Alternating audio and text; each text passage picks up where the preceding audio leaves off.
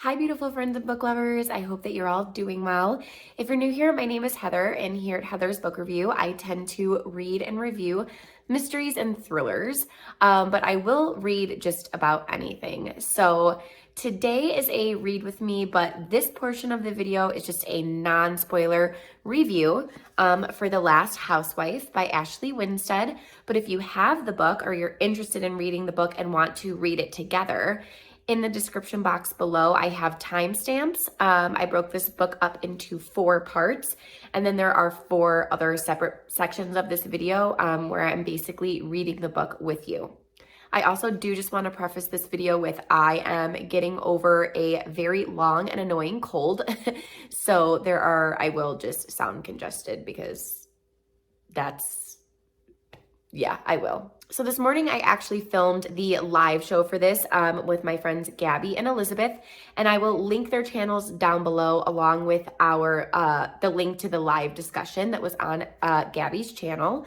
And we had so much fun talking about this. It's a lot of fun because I didn't necessarily love this book. My rating, I'm giving it a 2.5 stars, but both of those girls rated it really highly. I think Gabby was 4 and Elizabeth was 5. So it was a really exciting discussion because we just got to hear each other's viewpoints, but I also think those discussions are fun when not everyone's on the same page, just because it creates, it makes for good conversation. So anyways, let me just go ahead and tell you why I didn't necessarily love this book and just give you a little insight as to what the book is about. So as you guys know, I always go into my books not knowing anything. I don't like to read the synopsis. Gabby reached out to me because we both really, really loved this author's previous novel, which is In My Dreams I Hold a Knife. I have an entire review for that. I will link it up here. But she was like, hey, are you interested in reading this? And this was going to be something I was going to read anyways because I loved In My Dreams I Hold a Knife so much. I am going to go ahead and read the synopsis for this book. Typically, I don't do that. I like to go into the book not knowing anything, but for the sake of this non-spoiler section, I am going to read it for you. So if you just want to skip ahead, if you don't want to know what it's about, feel free. But it says, while in college in New York, Shay Evans and her best friends met a captivating man who seduced them with a web of lies about the way the world works, bringing them under his thrall. By senior year, Shay and her friend Laurel were the only ones who managed to escape. Now, 8 years later, Shay's built a life in a Tony, Texas suburb, but when she hears the horrifying news of Laurel's death, delivered of all ways by her favorite true crime podcast, Crusader, she begins to suspect that the past she thought she buried is still very much alive and the predators more dangerous than ever. Recruiting the help of the podcast host, Shay goes back to the place she vowed never to return to in search of answers. As she follows the threads of her friend's life, she's pulled into a dark, seductive world where wealth and privilege shield brutal philosophies that feel all too familiar. When Shay's obsession with uncovering the truth becomes so consuming that she can no longer separate her desire for justice from darker desires newly reawakened, she must confront the depths of her own complicity and conditioning. But in a world built for men to rule it, both inside the cult and outside of it, is justice even possible? And if so, how far will Shay go to get it? Okay, so had I read that before reading this book, I would have known it's not a thriller. It definitely sounds more like a suspense novel. So this book really has a heavy focus on this cult that is mentioned in the premise that Shay joins. And the book is just wildly disturbing. And there is a trigger warning page, content warning page, I should say rather, in the beginning that goes over everything that is in the book, okay? Content warning, suicide, rape, physical violence, sexual violence, trauma, self-harm, misogyny, gender essentialism, and drug use. But even knowing that, the book was just super disturbing and really, really hard to get through. There were some scenes in the book where I was like, okay, I understand what this book is. I understand what it's trying to accomplish, but I didn't need to read that. And it's just like, it's not a book, in my opinion, that you can just sit down and like blast through in one sitting because of the content and like the disturbing scenes. I had to put it down a lot because I was just like disgusted and like upset. And the book has a lot of not underlining, just overarching messages that, you know, I think it's the purpose of the book is trying to like highlight these messages and what Ashley Winstead wanted you as a reader to take away from it. And I'm not discounting that at all. And I understand what she was doing and I appreciate what she was doing. I just didn't really like the book. And I think it's because it was just so disturbing. There was one, like, there is a pretty big twist near the end that I didn't see coming, but like, I don't know, part of me, like, it feels almost like, okay, everyone loves this book. And I know like we're all super hyped up about it because everybody liked In My Dreams I Hold a Knife. But also on the flip side, like, just because I loved one book from an author doesn't mean I'm going to automatically love another. So just putting that out on the table, we all know that. I was hopeful, but that's just not how it worked out, and that's fine. That happens. But also, like, just because the book covers like important messages also doesn't mean I need to love it. And I think that's something that is really important because I feel like sometimes people will get upset, like, you know, I don't think you understood what was the main message of the book was and like what you're supposed to take away from it. And it's more so like, no, I understand what the book was trying to accomplish. I just didn't like it, you know? And it's not like I think that that's wrong in any way. I just, you know, it just wasn't for me. So on my rating scale, I'm going to give this a decent but flawed, which again pains me to say because I had high hopes. I think the author is amazing and she's a wonderful person. Literally so congested. Doesn't mean I'm not going to not read her work anymore. I just didn't love it, and that's okay. So anyways, that basically sums up my non-spoiler review for this book. If you have this book and you want to read it together, just keep watching. If you have read it and you want to just know like my overarching thoughts on basically as I'm reading through and why I didn't end up liking it, you can skip to the part 4 portion of this video because that's where, like, you know, obviously I'm done with the book and I will be talking about what I thought of the ending, etc., etc. So anyways, as always, thank you guys so much for watching, and I'll see you in the read with me. We out here live with our thoughts on part 1 of The Last Housewife by Ashley Winstead. You guys, I have 2 bookmarks going on right now. One of them is one of my son's reading cards. I actually love using these as little bookmarks. Like, how freaking cute. Guys, I'm super stoked to start talking about this. My goodness. We better get started. Look, here it is. Remember this notebook and the teacher pen from Daisy Darker? That video, link it up here for you. One of my favorite read with me's to date. Okay, so I chose to read, you guys already know this, but I chose to read the first part, chapters 1 through 6, pages 1 through 67. So I'm so sorry, but I'm probably going to be looking down a lot here to read these notes. Guys, let's just get into it. I am curious about those 14 cuts on Laurel's arms. They mean something. The tattoo means something. I even drew the tattoo, but we'll get to that. We'll get to the tattoo. I'm jumping ahead. But I'm curious about the 14 cuts.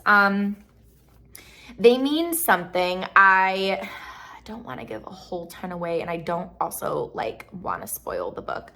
But I read another thriller. I will not name it, but it's freaking amazing. But there was like a thing in there with like cutting and it meant something.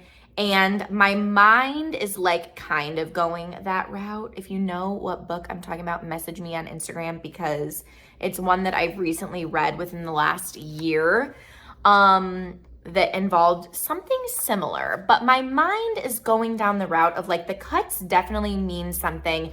And I'm wondering if the 14 is symbolic somehow. Okay, the scene of Shay finding Laurel in the house party basement was obviously really sad and just like a difficult scene to read. And I know I already, I'm sure, mentioned in the non-spoiler review, or I will, you know, because I always film that obviously after I read the whole book. But I love that the author put in that like trigger warnings page. I don't know if that's what she called it. What did she call it? Content warning, not trigger warnings, content warning.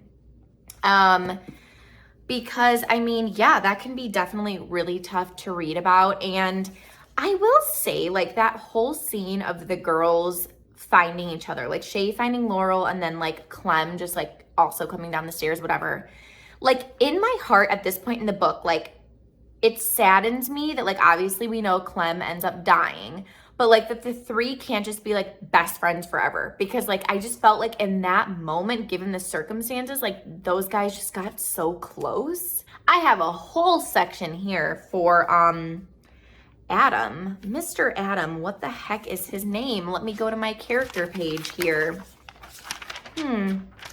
Adam Dorsey, chief of police. He was so callous to Laurel's situation, and then the girls sitting there and like realizing that they're the only like women in the police station, and he basically was like, you were kind of asking for it kind of thing. What a piece of shit. Okay, now let's get on to the Laurel. I have a theory about Laurel. So she has this apartment, but she's never home, but she pays the rent. And I was like, okay, maybe she ended up going down a route of like, she had the traumatic rape happen to her. Clem ends up dying. Don't know a whole ton about Rachel, their fourth roommate, even though she was mentioned like almost towards the end of this part. But I think maybe like Laurel obviously really struggled with what she went through. Maybe she wasn't like, maybe she didn't get the adequate help she needed. And maybe she kind of went down the route of like, I don't want to say selling her body, but my current theory is like well, I guess this kind of would be like having a sugar daddy. Like part of me thinks that like maybe she like hops around from like different sugar daddies who like, I don't know how to explain it. Like not just like, oh, a one night stand kind of thing. Like a, no, I'm going to pay you and I'm going to pay you well, but like you're going to need to like go to social events with me. And you're going to need to like, you know, because they mentioned how pretty she was.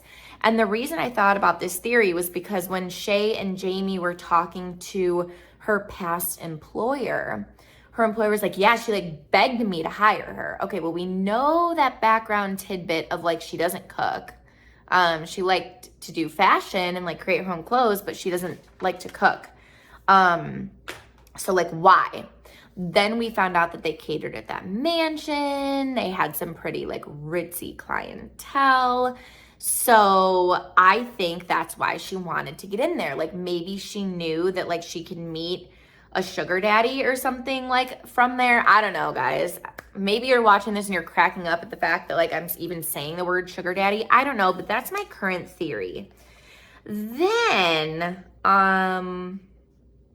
we don't really know a whole ton about Shay, just that obviously we get the impression she's pretty. Jamie let it slip that she was Miss Texas 2009, but you get the impression she didn't like it and she like was embarrassed by it. I think she used that term. I think Laurel saw Andrew as one of the like men in the like dressed nice in the tuxedos or whatever the previous boss had mentioned. And she saw Andrew and she ran. Remember, Andrew is her rapist. And I think that's who she saw and ran. That's my current theory. But then they were talking to the college student who identified her body. And she was like, yeah, she had this like weird triangle followed by 4 lines and then a horizontal line. And she's like, it kind of looked like a frat house or like a jail cell. And then I'm thinking, okay, what if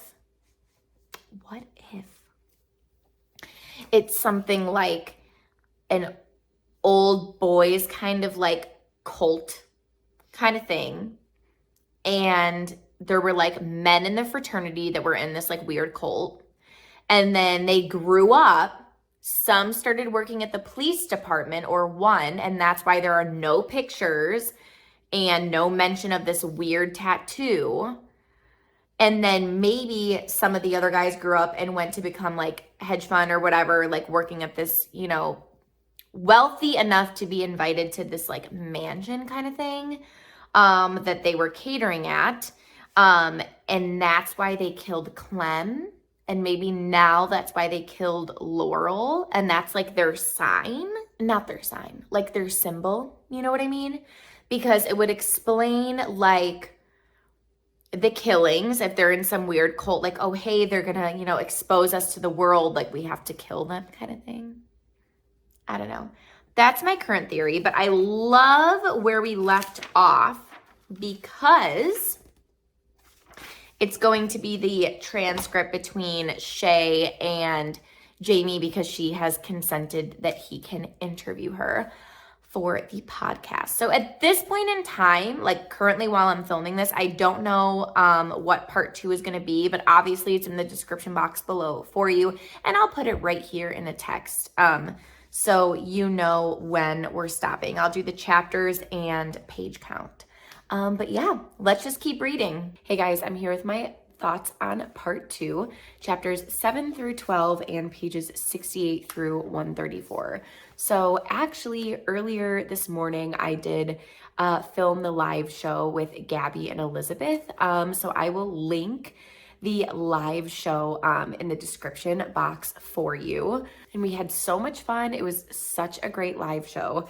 But I recognized as I was reading the book, I have been writing all of my thoughts for the parts, but I just have not filmed after I've been reading. But don't worry, I'm still going to film this video in parts because it's fun if you're reading along with me. But I have finished the book at this point, but I am still going to, like I said, continue to film my thoughts in the parts. So here we go. Typically when I film my read with me's, I like to actually film after I've read that certain part, but work has just been really busy and I've been exhausted at night, and we've also as a family just been really sick, which I'm sure you can hear in my voice right now. So I just haven't had like the energy to film at night after I've been reading. So typically these read with me's aren't really like that though. But anyways, so at this part in the book, I'm still super intrigued about Rachel and her dad and just how Rachel like even got to be roommates with these girls, and like she just seems so odd. And then we start finding out about the tongue-cut sparrow, and it's exactly what I thought it was going to be. Like when it was underground, and I'm like, this is gonna just be some weird like sex thing. And that's exactly what it was. So on page 95, I was talking about Rachel's dad.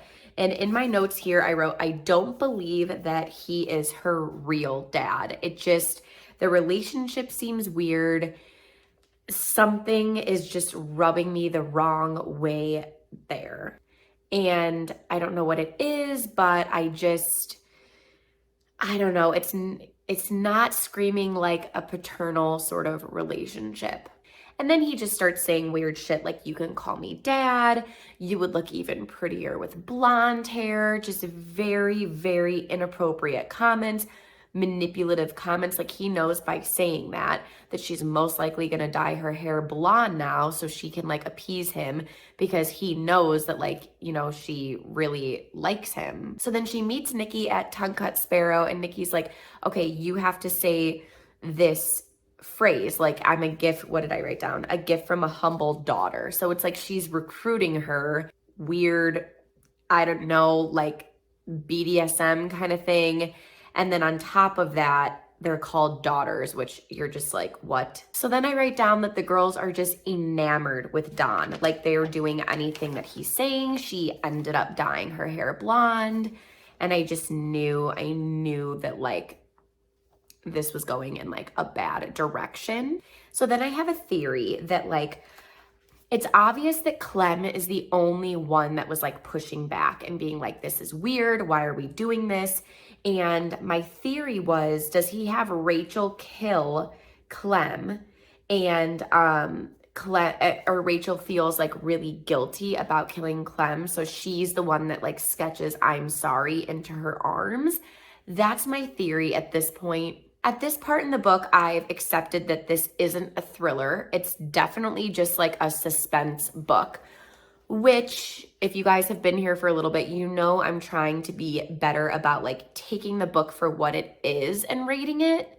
Because typically like I go into books thinking that they're thrillers and then I get really disappointed because I have these like, sorry, I'm so congested. I have these high hopes of it's going to be like thrilling and all this stuff. But like, I feel like this is just more of like a suspense drama at this point. There's a scene on page 129 where she's like standing outside one of the mansions where she got the text to go. And she's like, let me sneak through the window. And I was just like, okay, this is suspenseful, but like also what? Like, are you an idiot? Like, why are you doing that? Then there's that scene where one of the paters says Nicole, and like Shay recognizes the voice, but like I just can't put my finger on who the voice could be. Like I feel like if it was Don's voice, like Shay would have known in her heart, but it's also someone else that like she's come in contact with. So, but I have like zero theories at this point. And at this point, I'm just predicting that Don is the philosopher and like is just the one that's up top, but I don't know. It's just a theory. But at this point in the book, I'm like, okay, I mean, Don, like, I just have this gut feeling that he is somehow tied to this. So next will be my thoughts on part 3, which is pages 135 to 249, or in other words, chapters, 13 through 26. Hey guys, here with my thoughts on part 3, chapters 13 through 26. At this point, the girls are just under Don's complete manipulation. He's got them cleaning his house. He's got them beating each other with a belt. Like, I'm just reading this, like, who on earth would ever consent to this? Like, it just is just mind-blowing how these girls are just under his manipulative spell. Then I have a theory on page 168. Finding Clem's body, Shay says, I knew that message, like written, I'm sorry, on her arms was because she said she wouldn't leave us. And I wrote in capital letters, distraction, because I still think one of the other 3 girls killed Clem. Then jump ahead to like page 185. We're starting to learn a little bit more about the Paters. And then one of the Paters says, she will come for you. And my first automatic thought was Rachel, like this crazy girl is still somehow like in the picture. Then, and I was taking a lot of these notes for the live show too, but I wrote on page 212, we're finding more about like the Paters and the society and their beliefs. And then I wrote, it sounds like the hilltop means death. I just like the way that it was being brought up. And like how Nikki mentioned that she like really wanted to go there and all of this stuff. I was like, I don't know. Like, I don't know if these girls are going to be coming back from something like this. Then we find out that Adam, the chief of police, is in this Pater society, which takes me back to, I believe, a theory in part 1 where I said he didn't handle Laurel's rape like with any care or empathy or how he was supposed to handle it as a police officer because like they were all in on it together. And now it's kind of proved because he's in the society, and that explains the lack of evidence pictures from Clem's death. So I didn't write a whole ton of notes on part 3. That's basically all of my thoughts. And now the remainder of the video is going to be finishing the story. All right, guys, these are my thoughts on just finishing the book. So basically we understand that all of this has been about like power for Shay.